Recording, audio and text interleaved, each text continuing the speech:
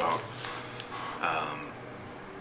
17 or so years old, and I went to college. I went to a University of Massachusetts, and I wanted to perform. I was a jazz musician, and I signed up for something to fall back on. So I took the recording engineering, production management type classes there, with the plans of never using it, just being a musician.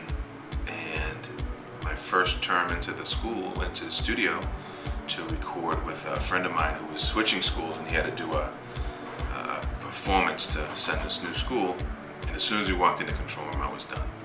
I instantly fell in love with it. I was more excited to be in the control room than in the live room, and slowly realized, like, I'm going to school for this. I actually signed up for it, not knowing as much about it, and that was it. And then I slowly spent more time in the studio than in school, and ended up dropping. But from there, I worked my way up through the Boston ranks. I worked for a production company up there for a long time, a few years, and then made my way to New York City, where I got a job at a place called the Hit Factory. So I was in Miami working at the Hit Factory, and still working a lot with Nelly, doing a lot of mixes and stuff like that.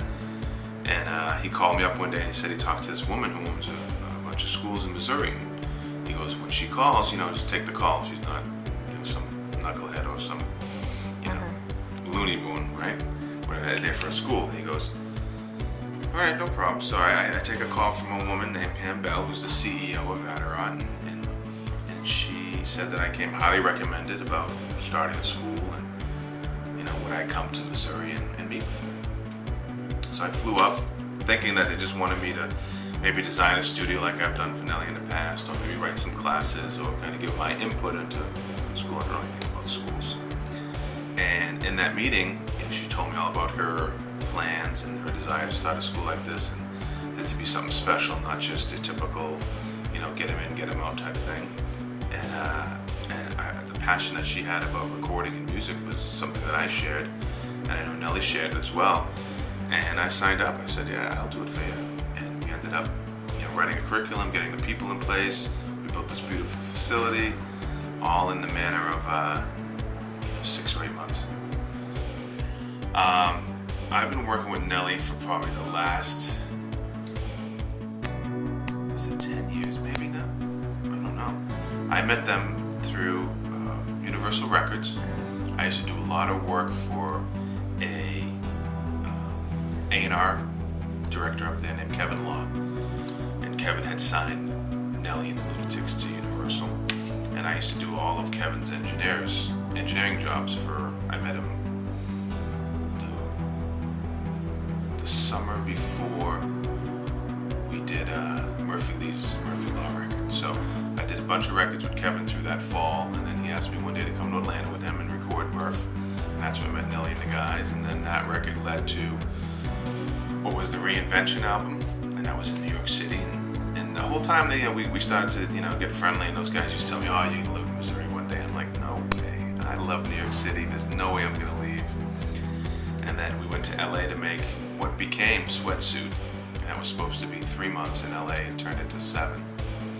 And in the meantime, we started to fly to St. Louis a lot towards the end of that record, and I set up a studio in his house. He used to have a house up in Lake St. Louis.